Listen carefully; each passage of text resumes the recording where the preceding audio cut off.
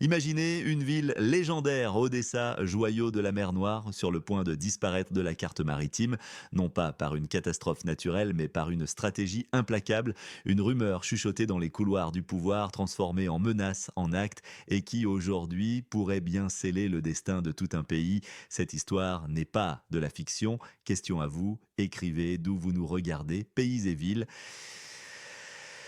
Ce qui se déroule est froidement calculé. Moscou s'est fixé la tâche de prendre Odessa. Le député de la Douma russe, Oleg Morozov, l'a déclaré sans détour. Odessa correspond aux objectifs de l'opération militaire spéciale.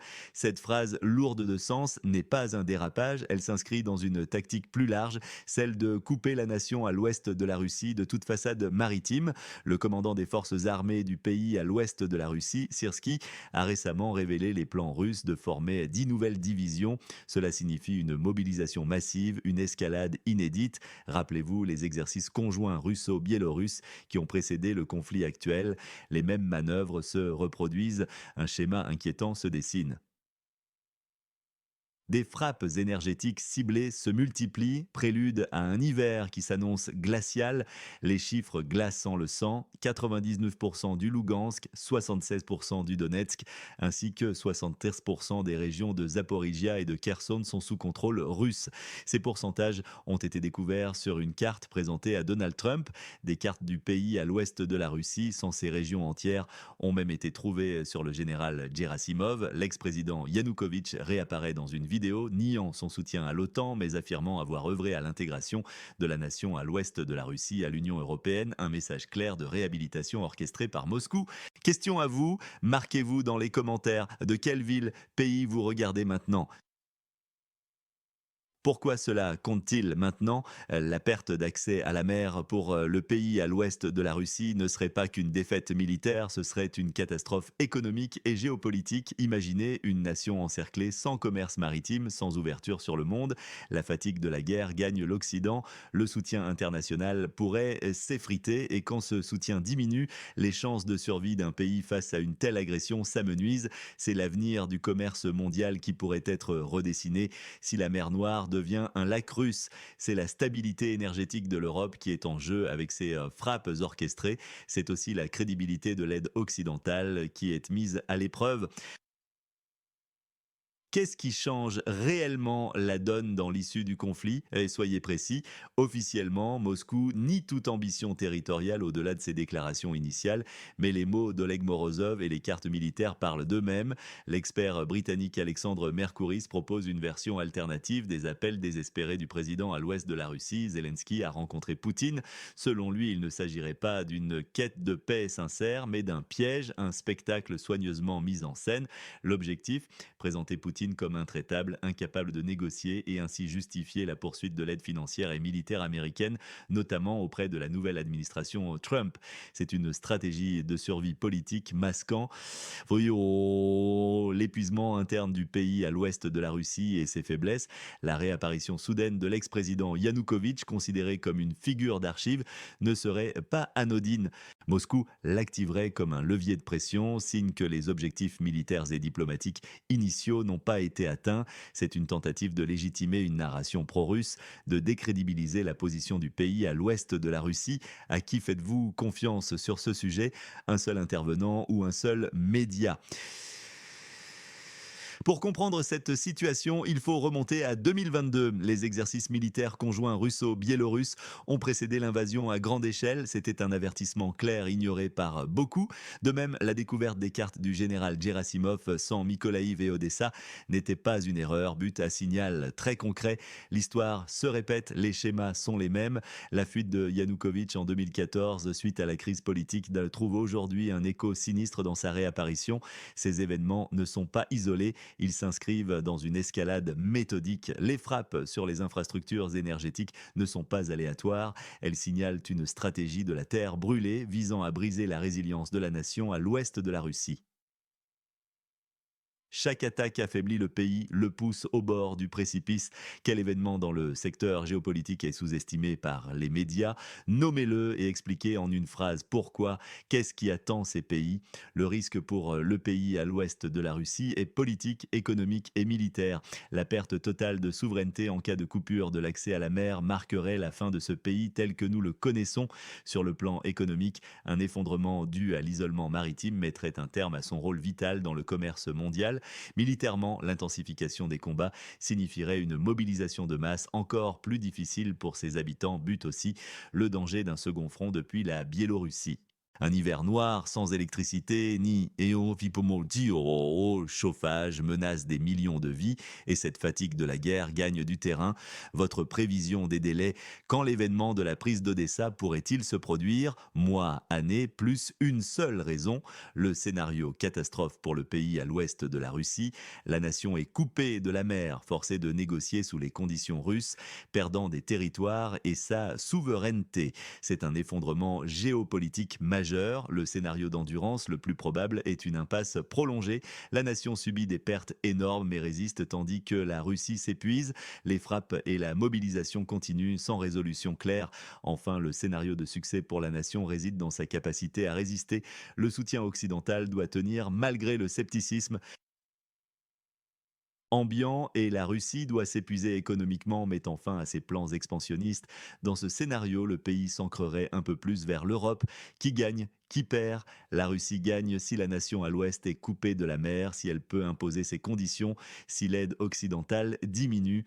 La nation à l'ouest perd si elle ne reçoit pas le soutien nécessaire, si sa mobilisation échoue ou si elle perd son accès à la mer. Elle gagne en continuant à résister, à recevoir de l'aide et à épuiser la Russie. Zelensky gagne temporairement en maintenant l'aide occidentale, but perd en crédibilité et en popularité interne. L'Occident gagne si la nation à l'ouest résiste et affaiblit la Russie, but perd en ressources et en crédibilité si ses objectifs ne sont pas atteints. Font la peur est le sentiment dominant, la peur d'Odessa, symbole de la menace hivernale, de la nouvelle mobilisation, l'indignation face aux manœuvres russes, à la manipulation présumée de Zelensky, l'urgence de réagir face à un danger existentiel. Chaque mot est pensé pour générer l'alarme, la détermination. Odessa est prête à tomber, coupure de la mer, frappes hivernales, des phrases qui s'ancrent dans l'esprit, créant un sentiment d'imminence. La polarisation est totale. La Russie contre le pays à l'ouest, Zelensky contre Poutine, l'Occident contre la Russie. La Russie est diabolisée, présentée comme un adversaire machiavélique. Le pays à l'ouest est une victime, but aussi un héros résistant. Zelensky est une figure ambiguë, une victime du conflit, but aussi un manipulateur politique cherchant sa propre survie. L'Occident, un allié dont la fatigue pourrait saper l'engagement. Il y a des chiffres qui parlent d'eux-mêmes. 10 nouvelles divisions russes, 99% du Lugansk, 76% du Donetsk, 73% de Zaporizhia et Kherson contrôlés. Le choc en voyant ces pourcentages, des milliers de drones attaquant les infrastructures, des milliards de dollars d'aide américaine en jeu. Ces chiffres ne sont pas que des statistiques, ce sont des indicateurs de la catastrophe en cours, et cette catastrophe n'est qu'à quelques mois de nous. La Seine s'étend d'Odessa à Bruxelles, des cartes du pays à l'ouest de la Russie sans ses régions entières, l'apparition en chair et en os de Yanukovych, des milliers de drones prêts à frapper les infrastructures, Zelensky contrôlé par ses tuteurs européens et américains, une scène dramatique symbolisant une perte d'autonomie. La découverte de cartes sans les régions de Mykolaïv et d'Odessa chez Gerasimov n'était pas une coïncidence, but un signal très concret, la réapparition de Yanukovych, une stratégie russe suite à l'échec de leurs objectifs militaires. C'est là que réside une grande partie du message, la préparation d'Odessa à la reddition, une manœuvre des cabinets de Loubianka et de l'état-major russe confirmée par les cartes et les déclarations officielles. La démarche de Zelensky face à Poutine décrite comme un piège, un spectacle mis en scène pour persuader l'Occident de l'intransigeance russe, c'est l'essence même de la manipulation. Les motivations, la Russie veut isoler le pays à l'ouest de la Russie de la mer, affaiblir son indépendance économique. Zelensky veut maintenir le soutien occidental pour sa survie politique. L'Occident est confronté à la fatigue de la guerre. Le conflit s'inscrit dans une confrontation plus large entre la Russie et l'Occident. C'est l'avenir du commerce mondial qui pourrait être être redessiné si la mer Noire devient un lac russe, la fatigue de l'aide occidentale, les tensions internes aux États-Unis, des menaces pour le soutien continu aux pays à l'ouest de la Russie. Où se trouve la ligne rouge entre les pays et leur voisinage actuel? Résumé en une phrase, la guerre se joue maintenant dans les coulisses avec des enjeux lourds. L'heure n'est plus aux demi-mesures. La légitimité de Zelensky, sa capacité à obtenir de l'aide de l'étranger, dépendent de son habileté à naviguer dans ce jeu diplomatique dangereux. Et si cette tactique échoue, le pays à l'ouest de la Russie pourrait se retrouver seul face à une offensive dévastatrice. Les déclarations de Syrski sur les plans de mobilisation russe, les frappes récentes sur les infrastructures énergétiques, tout indique une escalade imminente. C'est le compte à rebours avant un hiver potentiellement dévastateur. Eh bien, pour approfondir, il est crucial de comprendre la signification historique et stratégique d'Odessa. Fondée par Catherine la Grande à la fin du XVIIIe siècle, Odessa a toujours été un port névralgique, un carrefour commercial et culturel. Sa perte ne serait pas seulement un revers militaire, mais une amputation symbolique de l'identité du pays à l'ouest de la Russie. La ville est un phare de la diversité, un mélange unique d'influences russes, ukrainiennes, grecques, juives et bien d'autres. La mainmise sur Odessa signifierait le contrôle de la quasi-totalité du littoral nord de la mer Noire, donnant à la Russie une mainmise sans précédent sur les routes maritimes régionales. Cela inclurait le contrôle de l'accès au détroit turc du Bosphore et des Dardanelles, point de passage stratégique pour le commerce et la marine. Les implications économiques d'une telle prise seraient dévastatrices. Les exportations céréalières, vitales pour l'économie du pays à l'ouest de la Russie et pour la sécurité alimentaire mondiale, seraient coupées net. Le port d'Odessa gère une part considérable de ses exportations et sa paralysie affecterait directement les prix des denrées alimentaires à l'échelle planétaire, provoquant une crise humanitaire potentielle, notamment en Afrique et au Moyen-Orient. La Russie pourrait alors utiliser cette position dominante pour dicter ses termes sur les marchés mondiaux des céréales, renforçant ainsi son influence géopolitique. Allez, quoi. Infrastructure critique du pays à l'ouest de la Russie, déjà ciblée, subirait des dommages irréparables, freinant toute perspective de redressement économique à court et moyen terme. La destruction des capacités de production et d'exportation pourrait plonger le pays dans une dépendance économique accrue vis-à-vis de l'aide extérieure, épuisant davantage les ressources des pays donateurs et créant une nouvelle bombe à retardement pour la stabilité régionale. Sur le plan militaire, l'expansion russe vers Odessa ne se limite pas à un objectif logistique, elle s'inscrit dans une doctrine plus large d'encerclement et de contrôle des marches occidentales, une zone tampon historique entre la Russie et l'Europe. En contrôlant Odessa, la Russie pourrait menacer la Moldavie et la Transnistrie, régions sécessionnistes pro-russes.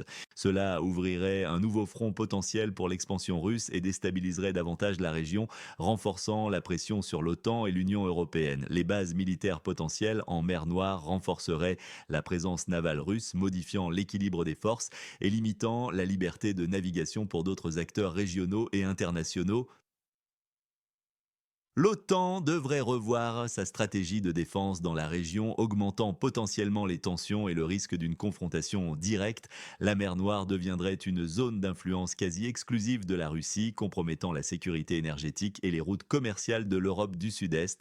Les frappes hivernales ciblées sur les infrastructures énergétiques sont une tactique de guerre psychologique et économique. Elles visent à briser le moral de la population, à rendre la vie invivable et à forcer une reddition. L'expérience de l'hiver 2022-2023 a montré la résilience des habitants du pays à l'ouest de la Russie, mais la répétition de ces attaques, couplée à une mobilisation accrue et à une diminution des ressources, pourrait avoir un impact bien plus dévastateur. Le froid devient une arme et la privation de lumière et de chaleur, une forme de siège moderne. Des millions de personnes pourraient être déplacées, aggravant la crise humanitaire et pesant sur les pays voisins déjà sous pression.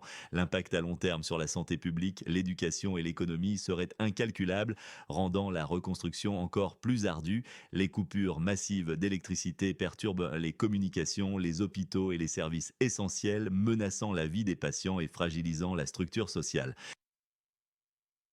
La question de l'aide occidentale est centrale. La fatigue de la guerre est une réalité alimentée par les enjeux économiques domestiques, l'inflation et les préoccupations sociales dans les pays occidentaux. Les désaccords politiques internes, notamment aux États-Unis avec les débats autour de Donald Trump et d'une potentielle alternance politique, menacent la continuité de l'aide financière et militaire cruciale. Si le soutien s'effondre, le pays à l'ouest de la Russie se retrouvera isolé, sa capacité à se défendre gravement compromise, la crédibilité de l'Occident en tant que garant de la sécurité et de la démocratie est en jeu. Un échec à soutenir efficacement le pays à l'ouest de la Russie enverrait un message dévastateur aux potentiels agresseurs futurs, signalant une faiblesse et un manque de détermination.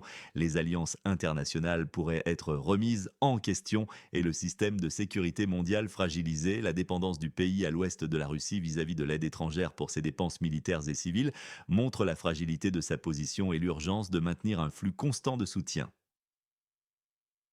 Le rôle de personnalités comme Yanukovych n'est pas anodin. Sa réapparition, orchestrée par Moscou, vise à créer une narrative alternative, à semer le doute sur la légitimité du gouvernement actuel et à justifier une intervention russe perçue comme une libération ou une restauration de l'ordre. C'est une guerre de l'information où la vérité est une victime collatérale. La Russie cherche à légitimer ses actions auprès de sa propre population et auprès de l'opinion internationale en présentant le conflit comme une guerre civile plutôt qu'une agression extérieure.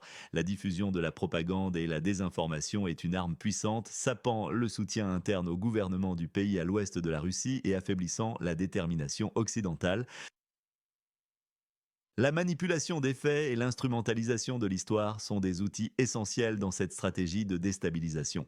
La ligne rouge entre les pays et leur voisinage actuel est désormais définie non par des frontières fixes, mais par la capacité à maintenir une indépendance économique et une souveraineté face à l'ingérence externe, transformant chaque point de contact en un enjeu de puissance. Cette ligne est floue et constamment redessinée par les actions militaires et diplomatiques, rendant la sécurité régionale et mondiale précaire.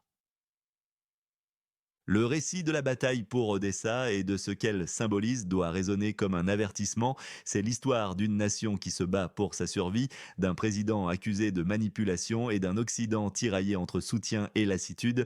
Que ferez-vous face à cela? Votre rôle est de comprendre, de partager, de faire résonner la vérité, quelle qu'elle soit. Ne restez pas silencieux. La résistance du pays à l'ouest de la Russie est un test pour l'architecture sécuritaire européenne et pour les valeurs démocratiques. Les conséquences d'une défaite s'étendraient bien au-delà de ses frontières, affectant l'équilibre des pouvoirs et les alliances internationales pour les décennies à venir. Des yo Abonnez-vous à notre chaîne pour ne manquer aucune de nos analyses percutantes, des mises à jour rapides et de l'actualité brûlante. Allumez la cloche de notification pour recevoir une alerte chaque fois que nous publions une nouvelle vidéo et partagez ce contenu avec votre entourage. Votez pour ce contenu en appuyant sur le j'aime si vous avez appris quelque chose de nouveau. N'oubliez pas de laisser un commentaire avec vos réflexions. La survie de cette nation dépend de la compréhension et de l'action de chacun.